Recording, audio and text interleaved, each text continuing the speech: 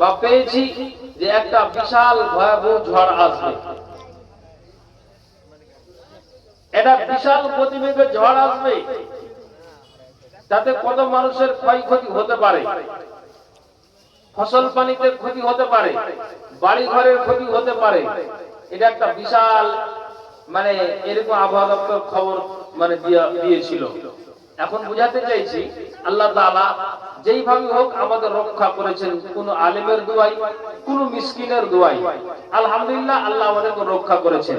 এমন কি এই যে একটু আগে যে আল্লাহর রহমতের পানি আমরা দেখতে পেলাম, আলহামদুলিল্লাহ এখন কিন্তু বন্ধ আছে।